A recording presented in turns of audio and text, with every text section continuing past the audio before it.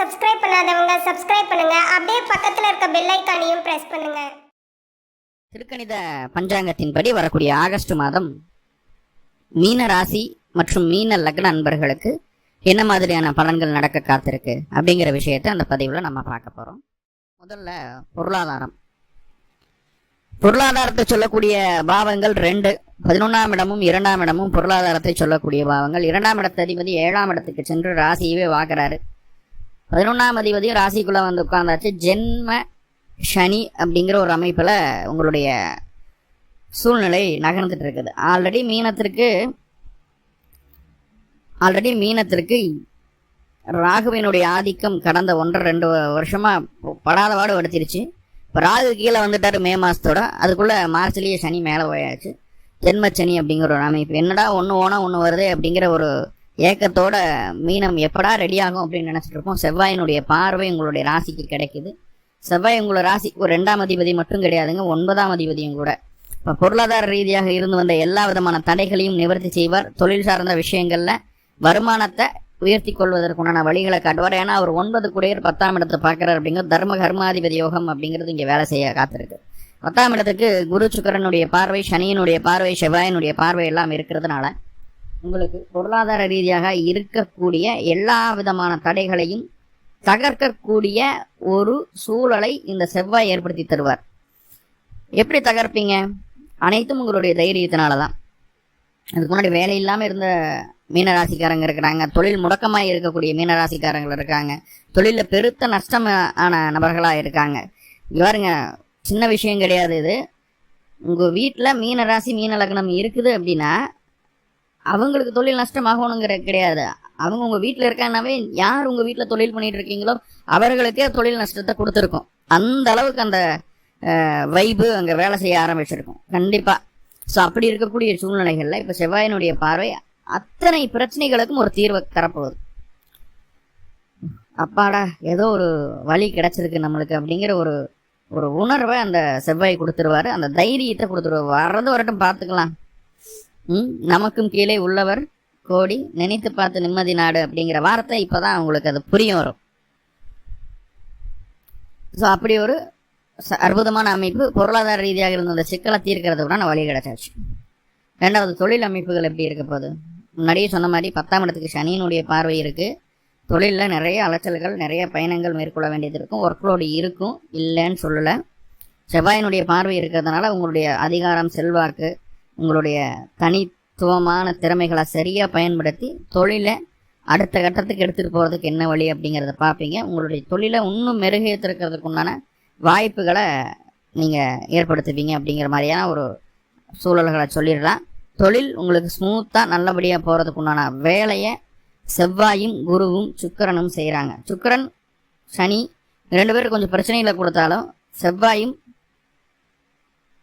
குருவும் உங்களுடைய தொழிலை வளர்ச்சி பாதைக்கு எடுத்துகிட்டு போயிடுறாங்க. சங்கடங்களோட, சலிப்புகளோட, அலைச்சலோட, வேலைப்படுவோட தொழில் வெற்றிகரமாக ஓடத்தான் போகுது. அதில் மாற்றமில்லை. உடல் ஆரோக்கியம் இதுதான் கொஞ்சம் சிக்கலான விஷயம்.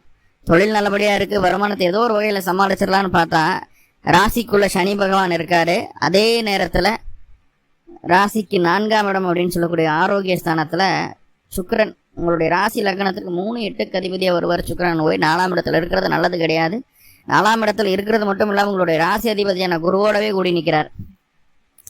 ஸோ இது சுபமான விஷயமானு கேட்டால் கண்டிப்பாக சுபமான விஷயம் கிடையாது. வயது முதிர்ந்தவர்கள், சுகர் ப்ரெஷர் இருக்கக்கூடிய நபர்கள், சுகர் ப்ரெஷரை எந்த அளவுக்கு மெயின்டைன் பண்ண முடியுமோ அந்த அளவுக்கு மெயின்டைன் பண்ணுங்கள். ஃபுட்டு ஹேபிட்டு பக்காவாக மாற்றுங்க. எக்ஸசைஸ் பண்ணுங்கள், வாக்கிங் போங்க, நிறைய தண்ணி குடிங்க, ஃபைபர் ஃபுட்டு அதிகமாக எடுத்துக்கோங்க. என்னென்னவெல்லாம் சுகரை கண்ட்ரோல் பண்ணுறதுக்கு வழி இருக்கோ எல்லாத்தையும் செய்யுங்க. முக்கியமான ஒரு விஷயம், எங்கேயும் புண்ணாகாமல் பார்த்துக்கோங்க உடம்புல. ஸோ புண்ணு ஆயிடுச்சுன்னா பெரிய பாதிப்பை கொடுத்துரும். ஏன்னா சுக்கிரனும் குருவும் இனிப்புக்கான காரகர். ஆரோக்கிய ஸ்தானத்தில் ஒரு அஷ்டமதிபதியாக வர்றதுனால சுகர் ப்ரெஷர் இருந்ததுன்னா ரொம்ப கவனமாக இருங்க இந்த காலகட்டம். சரியா? மற்ற நபர்களுக்கு உணவு கட்டுப்பாடு மட்டும் ஓரளவுக்கு இருந்தால் போதுமானது. பெரிய தொந்தரவுகளாக வயது முதிர்ந்தவர்கள், சுகர் ப்ரெஷர் இருக்கக்கூடிய நபர்களுக்கு ரொம்ப ஜாக்கிரதையாக இருக்கணும் அப்படிங்கிறத சொல்லுது. முக்கியமாக ஃபாஸ்ட் ஃபுட்டு சாப்பிடாதீங்க. ஃபாஸ்ட் ஃபுட்டை தவிர்த்துடுங்க. கடை உணவுகளை சாப்பிடவே வேண்டாம். அதில் மட்டும் ஸ்ட்ரிக்டாக இருங்க. பெரிய பாதிப்புகள் உடல் ஆரோக்கியத்தில் இல்லாமல் நம்ம பார்த்துக்க முடியும். சரி, ஓகே. கணவன் மனைவி உறவு எப்படி இருக்க போகுது அப்படின்னா நடந்த 2 வருஷமா ஐயோ இதுக்கடா கல்யாணம் பண்ணோம், இதுக்கடா கணவன் மனைவியாக இருக்கும் அப்படிங்கிற அளவுக்கெல்லாம் பார்த்துருப்பீங்க. உறுதியாக நிறைய பிரச்சனைகள், நிறைய நிறைய டிவோர்ஸ் ஆகிருக்குது. நிறைய மீனராசி மீன லக்னத்துக்கு டிவோர்ஸ் ஆகிருக்குது. கொஞ்சம் மெச்சூர்டான ஆளுகள்லாம் என்ன பண்ணுறாங்க, சரி டைம் ஆயிடுச்சு மாறிடும், மறுபடியும் சந்தோஷமாக இருக்கக்கூடிய காலமும் வரும், ஸோ அதன்படி போகலாம் அப்படின்ற ஒரு மைண்ட் செட்டில் நிறைய பெண்மணி போனக்கூடிய நபர்களும் இருக்கிறீங்க நீங்கள். சரியா? ஸோ அந்த மாதிரியான சூழ்நிலைகள் இருந்தது, இப்போவும் இருந்துட்டு இருக்கா அப்படின்னு கேட்டால் இப்போவும் இருக்குது. சனியினுடைய பார்வை 7ஆம் இடத்துக்கு இருக்குது. வேற எந்த சுபகிரகங்களுடைய பார்வையும் இல்லை. 7ஆம் இடத்துல செவ்வாய் வந்து அமர்ந்தாச்சு, 2 கூடிய 7ஆம் இடத்துல. அப்படிங்கும்போது குடும்பத்தினுடைய சப்போர்ட்டு, குடும்பம் உங்களுடைய கணவன் மனைவி உறவு பிரிவில்லாமல் போகிறதுக்கு குடும்பத்தினுடைய சப்போர்ட்டு கிடைக்க போகுது. முக்கியமாக தந்தையாரும் அதுக்கு ஒரு முக்கிய காரணமாக இருப்பார். தந்தையாரனுடைய சப்போர்ட்டும் குடும்ப உறுப்பினரோட சப்போர்ட்டும் கிடைக்கிறதுனால கணவன் மனைவி உறவுகள் இருக்கக்கூடிய பிரச்சனைகளை தீர்த்து கொள்வதற்குண்டான வாய்ப்புகளை சொல்லுது. ஆல்ரெடி பிரிஞ்சு போச்சு, ஒரு பேச்சுவார்த்தைக்கு உட்பட வேண்டிய ஒரு சூழ்நிலைனா இந்த மாதம் தாராளமாக போய் பேசினா அது ஒரு நல்ல முடிவுக்கு வர்றதுக்கு வாய்ப்பு உண்டு. ப்ளஸோ மைனஸோ உங்களுக்கு ஃபேவரான ஒரு முடிவு வர்றதுக்கு வாய்ப்புகள் உண்டு. எதுவாக இருந்தாலும் அக்செப்ட் பண்ணிக்கும், அது கண்டிப்பாக உங்களுக்கு ஃபேவராக தான் இருக்கும். அப்படிங்கிறதுல எந்த மாற்று இருக்கிறதுக்கு இடமில்லை. அந்த செவ்வாய் ராசியை பார்க்கறதுனால கொஞ்சம் கோபதாபமெல்லாம் அதிகமாக வரும், கொஞ்சம் வேகமாக இருப்போம். நீ என்ன சொல்கிறது, நான் என்ன கேட்குறது, அடிச்சு மூஞ்சியெல்லாம் பேத்து போடுவோம் பாரு அப்படின்ற மாதிரி கோவம் வரும். மீசையை முறுக்கிட்டு போவோம், சண்டைக்கு போவோம். பெண்களாக இருந்தாலும் அதே அமைப்பில் தான். யார் சொன்னாலும் கேட்க மாட்டோம், கொஞ்சம் பிடிவாதம் அதிகமாக இருக்கும். எனக்கு எல்லாமே தெரியும், எல்லாமே என்னால் பண்ண முடியுமாக்கும், பார்த்துக்கலாம் பூத்துக்கலாம் அப்படின்ட்டு கொஞ்சம் கோபதாபங்கள்லாம் அதிகமாக வர மாதிரி இருக்குது பெண்களுக்குமே கூட. ஸோ அதை கொஞ்சம் கண்ட்ரோல் பண்ணிக்கோங்க. கோபப்படுறவங்க கண்டிப்பாக வாழ்நாள் காயத்தை அனுபவிக்கிறான் அப்படிங்கிறதுல எந்த மாற்று கருத்து கிடமில்ல. 2 செகண்ட் கோபப்படுறதுனால பெரிய பெரிய வாய்ப்புகள் இழந்துடுறோம். 2 செகண்ட் கோபப்படுறதுனால வாழ்க்கையை மாறி போயிடுது. கோபத்தை மட்டும் குறைச்சிக்கோங்க. சரி, ஓகே. இது கணவன் மனைவி உறவுக்கும் பொருந்தும். வேலை வாய்ப்புகள் எப்படி இருக்குது? 6ஆம் இடத்துல கேது பகவான். வேலையில் திருப்தி இல்லை. நிறைய பேர்த்துக்கு வேலையே இல்லை. மீனத்துக்கு வேலைக்காக முயற்சி பண்ணிகிட்டே இருக்கான், வேலை கிடைக்காம கூட போயிருக்குது. ஆல்ரெடி வேலை செஞ்சுட்டு இருந்தாலும் அதில் அந்த ஒன்றும் வேலையே இல்லாமல் சும்மா தண்டமாக கழிக்கிறோம். அதுவும் நம்மளுக்கு பிடிக்காது. எப்போவுமே சுறுசுறுப்பாக ஆக்டிவாக இருக்கணும், செய்கிற வேலைக்கு உண்மையாக இருக்கணும், வேலை செஞ்சு தான் காசு வாங்கணும். சும்மா ஓசியில் அந்த காசு நமக்கு வேண்டாம், உடம்புல ஒட்டாதுன்னு நினைக்கக்கூடிய கண்ணியமான குணமுடைய நபர்கள் தான் மீனராசி.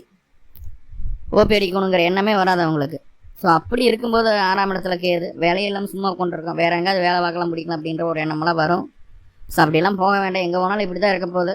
வேலையில் இன்ட்ரெஸ்ட், நம்மளுக்கு செய்யறதுக்கு இன்ட்ரெஸ்ட் இருக்காது, முதல்ல சோம்பேறித்தனமாக இருக்கும். உங்களுடைய வேலைகளை நீங்கள் பக்காவாக செஞ்சுருக்கீங்க, 1/2 மணி நேரத்தில் செய்ய வேண்டிய வேலையை 1/4 மணி நேரத்துலேயே முடிச்சிருவீங்க, அது வேறு பிரச்சனை. மற்றவங்க யாராவது உங்கள்கிட்ட வேலை வாங்கி பார்க்க சொல்லுங்கள், கண்டிப்பாக வாய்ப்பே இல்லை, வாங்கவே முடியாது. 1 மணி நேரம் செய்ய வேண்டிய வேலையை 1 நாள் செய்யக்கூடிய அளவுக்கு நம்ம ரொம்ப ஆக்டிவாக இருப்போம். ஸோ அந்த மாதிரியான ஒரு சூழ்நிலைகள் இருக்குது. வேலையில் எவ்வளவு கவனமாக இருக்கிறீங்களோ அவ்வளவு நல்லது. வேலை இழப்புகளை தவிர்க்கிறதுக்கு பார்த்துக்கிடுங்க. படிப்பு 4ஆம் இடத்துல அட்டமாதிபதி வந்து உட்கார்ந்துருக்கார், 2 கூட 7ல். ஆரம்ப கல்வியெல்லாம் நல்லபடியாக தான் இருக்குது, ஒன்றும் பிரச்சனை இல்லை. குழந்தைகள் நல்லபடியாக படிச்சுக்குவாங்க. விளையாட்டில் ஆர்வம் இருக்கும், அதே நேரத்தில் படிப்புலேயே ஆர்வம் இருக்கும், நல்லபடியாக தான் இருக்குது, ஒன்றும் பிரச்சனை இல்லை. ஆனால் உயர்கல்வி மேல்கல்வி படிக்கக்கூடிய நபர்களுக்கு மட்டும்தான் இங்கே ஒரு பேக்லாக். ஏன்னா 6 கூட 5ஆம் இடத்துல இருக்கிறார், அதே நேரத்தில் அஷ்டமாதிபதி அப்படின்னு சொல்லக்கூடிய சுக்கிரன் 4ல்.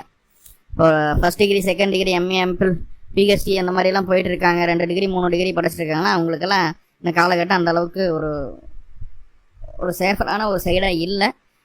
அப்போது ஆல்ரெடி போட்ட எஃபர்ட்டை விட இன்னும் கொஞ்சம் அதிகமாக எஃபர்ட் போடணும் படிப்பில் அப்படிங்கிறத புரிஞ்சுக்குவாங்க. காதல் அமைப்பு 7ஆம் அதிபதி 5ல் இருக்கார். காதல் மலரக்கூடிய காலகட்டம் தான். உங்களுக்கான துணை அவர்களை சந்திக்கக்கூடிய வாய்ப்புகள் இருக்கும். ஆனால் இந்த காலகட்டம் நான் போய் உங்கள் மனசில் இருக்கிறத போய் சொல்ல போகிறேன், என்னோட விருப்பத்தை சொல்ல போகிறேன் அப்படின்ற மாதிரி இருந்துன்னா 16ஆம் தேதி வரைக்கும் அது வேண்டாம். அதுக்குண்டான சூழ்நிலை இல்லை, நல்லா புரிஞ்சுக்கோங்க. அதுக்குண்டான சூழ்நிலைகள் இல்லை. ஆனால் 16ஆம் தேதிக்கு மேலே சூரியன் 6ஆம் இடத்துக்கு பயிற்சி ஆயிரும். அப்போ 5ல் புதன் இருப்பார், வக்ர நிவர்த்தி ஆகிடுவார். ஸோ அது நல்லா இருக்குது. இப்போ காதல் அமைப்புகளில் இந்த மாதிரியான ஒரு சூழ்நிலைகள் வர்றது உங்களுக்கு சகஜம்தான். முக்கியமாக இந்த நட்சத்திரங்களை தவிர்த்துருங்க. என்னென்னா சித்திரை, சுவாதி, விசாகம் இந்த நட்சத்திரமாகட்டும், அதே நேரத்தில் மகம், பூரம், உத்திரம் இந்த நட்சத்திரமாகட்டும், அவிட்டம்,